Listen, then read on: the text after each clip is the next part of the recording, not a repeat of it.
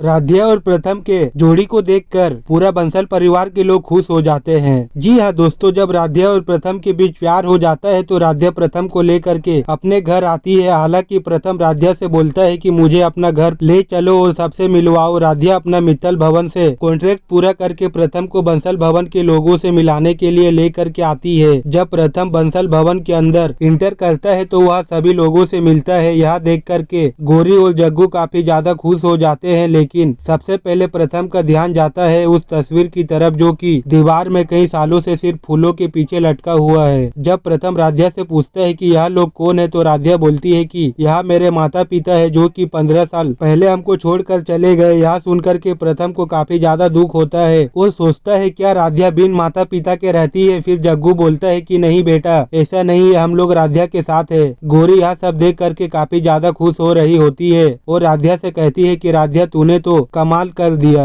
जिस घर में मुझे पहले कॉन्ट्रैक्ट मिला था उस घर में तुमने जा करके बिल्कुल अच्छा किया। भगवान भोलेनाथ का कृपया तो देखो तुमको मित्तल भवन के छोटे वारिस से मिला दिया। दोस्तों, अगर आप लोग चाहते हैं कि प्रथम और राध्या की जोड़ी सलामत रहे और इन दोनों की शादी भी हो जाए तो हमारे वीडियो को एक लाइक करके चैनल को सब्सक्राइब जरूर कर दीजिएगा और उसके साथ साथ बेल आइकन को ऑल पर सिलेक्ट कर दीजिएगा और कमेंट में अपना कीमती राय बताइएगा कि प्रथम और राध्या की शादी होनी चाहिए या फिर नहीं। वहीं दूसरी तरफ अब यह बात निहारिका को पता चलती है कि राध्या और प्रथम बंसल भवन गए थे राध्या के घर वालों से मिलने के लिए, तो निहारिका अपनी पूरी जान लगा देती है राध्या और प्रथम को अलग करने में। लेकिन दोस्तों, जैसा ही हमने आपको पहले वीडियो में बताया था कि भगवान भोलेनाथ का कृपया सदैव प्रथम और राध्या के ऊपर बना है, तो चाह कर भी कोई राध्या और प्रथम को अलग नहीं कर सकता। और दूसरी तरफ मित्तल भवन की बहू रजनी यानी कि प्रथम की माँ प्रथम और राध्या को फुल सपोर्ट करती है और उन दोनों को अपना पूरा योगदान देती है। लेकिन वही मित्तल भवन के दादी और निहारिका उसके साथ साथ प्रथम के पापा भी राध्या और प्रथम के खिलाफ हो जाते हैं। प्रथम के जीवन ही दो राह है, एक तरफ राध्या जो सादगी, प्रेम और सच्चाई की मूर्त थी और दूसरी तरफ निहारिका जो दिखने में जितनी सुंदर थी अंदर से उतनी ही चालाक और स्वार्थी। प्रथम की माँ रजनी देवी के सामने आज जीवन का सबसे कठिन फैसला था, अपने बेटे के लिए सही बहू कौन है, राध्या या निहारिका। बीते हुए कुछ दिन पिछले हफ्ते ही मित्तल परिवार में उस समय भूचाल आ गया था जब प्रथम और निहारिका की सगाई की तैयारियां शुरू हुई। सबको लग रहा था कि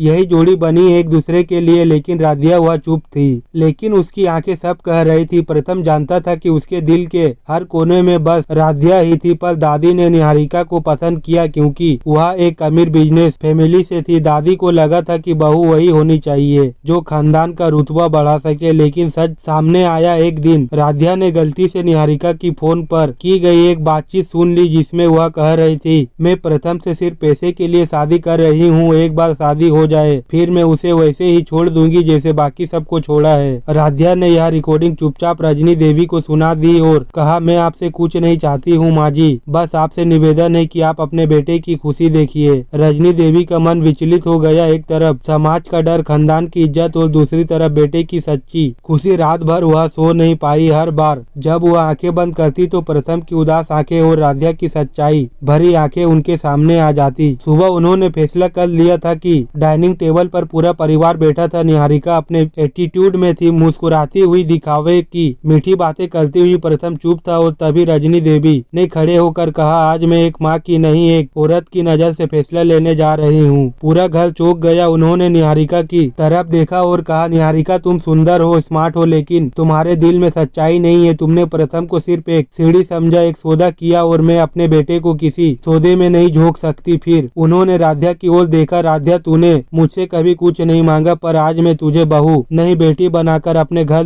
ला रही हूँ। निहारिका की हार, राध्या की जीत। निहारिका का चेहरा स्नेह पड़ गया। उसने कुछ कहने की कोशिश की लेकिन रजनी ने हाथ उठाकर उसे रोक दिया। जब कुछ कहने सुनने की जरूरत नहीं है, सच सबके सामने है। निहारिका ने गुस्से से घर छोड़ा पर जाते जाते कहा, तुम सब ने मेरा अपमान किया है, इसका बदला जरूर लूंगी। राध्या की आंखों में आंसू थे लेकिन वह खुशी के आंसू थे। रजनी ने उसका हाथ पकड़ा और कहा, शायद देर हो गई लेकिन माँ को पहचान में अब गलती नहीं होगी। तुझ जैसी बेटी हर घर को मिले। प्रथम मुस्कुराया, एक सुकून भरी मुस्कान। इस कहानी में सिर्फ साजिश नहीं, एक माँ की समझ, एक औरत का विवेक और एक सच्चे प्यार की जीत